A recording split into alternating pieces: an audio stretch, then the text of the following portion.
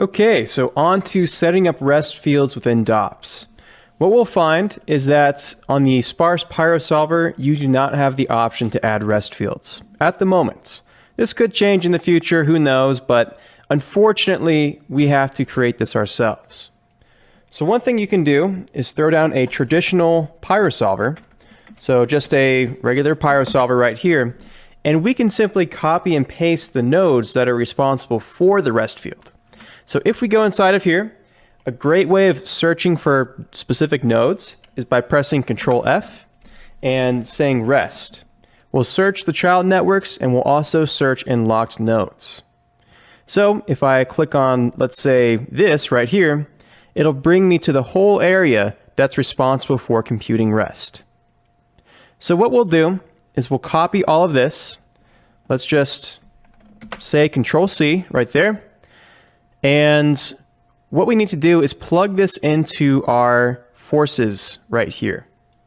And so this is going to go in the forces. We do not want this happening after the gas intermittent solve. So REST fields will be advected multiple times with the different substeps. So what that means is I'm going to create a subnet, and we'll call this subnet our REST calculates. Plug that into the third input right here, and we can simply paste these nodes inside. If we go down here to gas rest 1, we see that it's looking for a field called rest, and it's setting always. And what this gas rest microsolver does is it basically calculates the position data and then throws that position data into a gas rest field. And so this is the REST field that it will send the information to. Right now, we do not have this field existing though. So up here on our smoke objects area, we need to add in that field. So let's go inside of our smoke object. We have all kinds of fun things happening right now, but I specifically would like to create a vector field. We can just find a vector field that already exists, like the collision velocity right here, and make a copy of that. So if we change this now to rest and our data name to rest, the cool thing is that all of these relative references to the smoke object are still intact when it comes to the division size and all of this kind of stuff. So that's a nice way of going about it. Let's say that that gets applied right there, and we'll have a vector visualization as well, which we might use later to preview the REST field. Okay, so that data is called REST. Let's go back to our REST calculates, and down here at this gas rest 1, ensure that the REST field is pointing at REST. And just to emphasize again what this is doing, this gas rest node is making the position data, and you're telling it to go over here to populate that data inside of this vector field. So that's what's happening right now. And for REST 1, that's pretty straightforward. We have that going on. We have this intermittent solve, which basically handles the frame offset operations in the frames between solve. So for these two parameters right here, let's go ahead and take a sneak peek at the default values on this Pyro solver. In the advanced tab, we have REST fields, and those particular settings are referring to what we see right here. So let's say that for the frames between solves, that's going to be 30 frames. Okay, we'll go back to our REST calculates and frames between solves. Get rid of that guy and type in 30. We also have the frame offsets. And so if we go back to our Pyro solver, that's going to be a value of 1. So we'll simply just replace these values like so. And this, by the way, is not how you would go about it if you tried to make a tool or a digital asset out of this. You might want to actually create new parameters for this. But for right now, this is just fine for what we're trying to do. Before we get on to REST 2, there's a couple of more things we need to do to get REST 1 up and working. So one thing about the sparse Pyro solver is that it's going to resize the containers over time. And right now, it's not going to resize the rest field properly. If we were to simulate this, all we would find of the rest field right now is this tiny little box at the origin. And that is not good because we need this, again, to resize according to what's happening in the simulation. So what that means is that when we go to our volume source, this guy will basically tell the Pyro solver what fields to resize over time. And so if we source in a rest field with our volume source, that will trick the Pyro solver into resizing that field appropriately.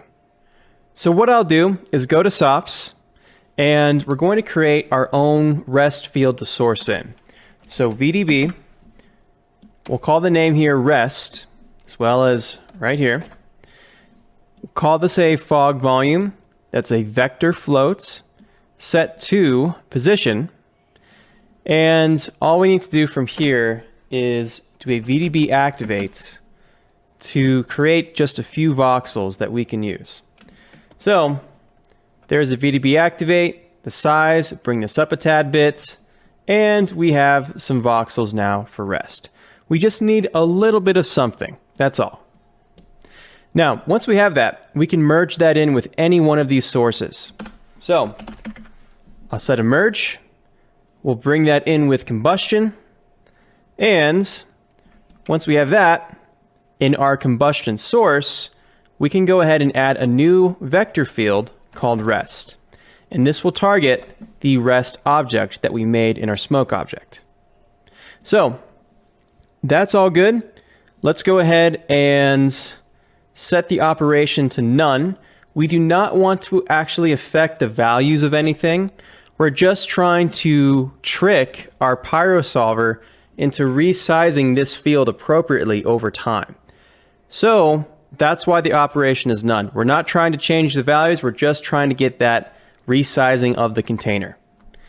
Okay, hopefully that makes sense. Likewise for rest 2. I'll say rest is the source volume. Our target field is rest 2. And because of the fact that we have this create missing fields, that is going to automatically generate rest 2. And because of that, we don't need to actually go into the smoke object and make a separate object. This will be generated automatically.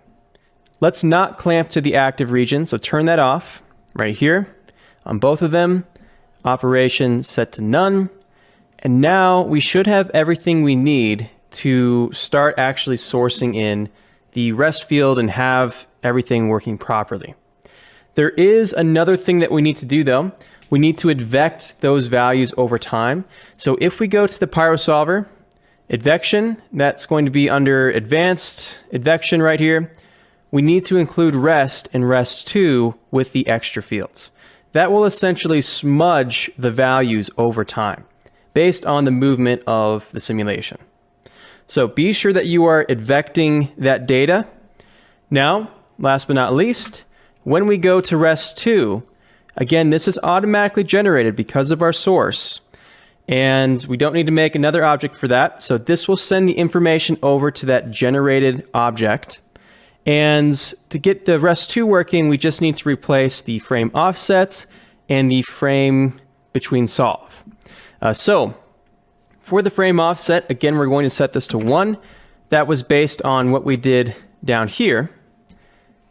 And for this gas intermittent solve, we need to be careful not to get rid of the frame offset expression right here, because this is going to be responsible for that delayed reset on the second rest field. So first of all, we have the frames between solves up here. That is, again, 30. And as you can see, the frame offset has automatically shifted over. However, do be careful because it's trying to reference this channel here called frame offset, which doesn't exist because this doesn't live in the smoke solver. So get rid of this frame offset and again, replace that with 1. Now we should have 16 as the frame offset. So hopefully that all makes sense.